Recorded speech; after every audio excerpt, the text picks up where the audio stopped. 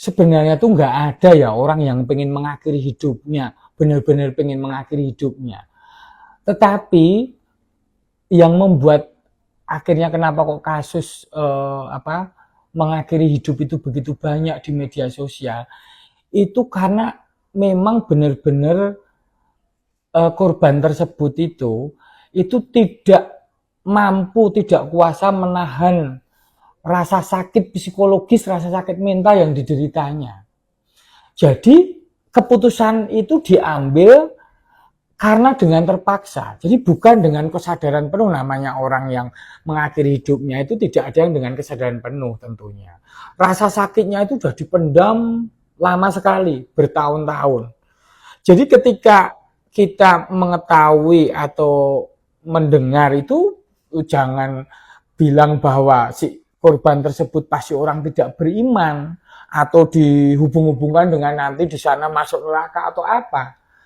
Karena kita sendiri tidak memahami kondisi korban tersebut, bagaimana rasa sakit mentalnya, rasa sakit psikologisnya itu kita nggak bisa memahami.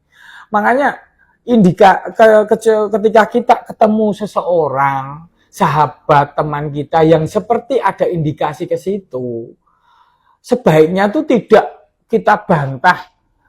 Misalnya mereka atau calon korban tersebut, teman kita itu curhat ke kita, jangan kita bantah, jangan kita bilang secara logika begini bahwa hidup itu masih yang rasional seperti ini misalnya. Terus apalagi dihubungkan dengan religi atau spiritualitas secara vulgar, itu pasti malah akan membuat penolakan pada si calon korban tersebut. Harusnya kita dengarkan ceritanya. Kita dengarkan ceritanya, kita ikut dalam zona kesedihannya. Dan ketika memang ungkapan isi hatinya dikeluarkan, siapa tahu malah beban mentalnya, rasa sakit psikologisnya itu bisa dikurangin. Gejala yang lain misalnya orang itu udah mulai menyakiti diri sendiri. Ya kan, Bim?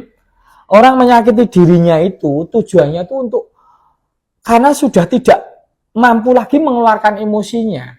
Dan mengiris misalnya, mengiris atau menjambak rambut itu sebenarnya sebuah bentuk mekanisme bawah sadar untuk mengontrol emosinya. Bahwa dia itu masih bisa mengontrol emosinya, tapi ya dengan cara yang tidak baik, menyakiti diri sendiri gitu.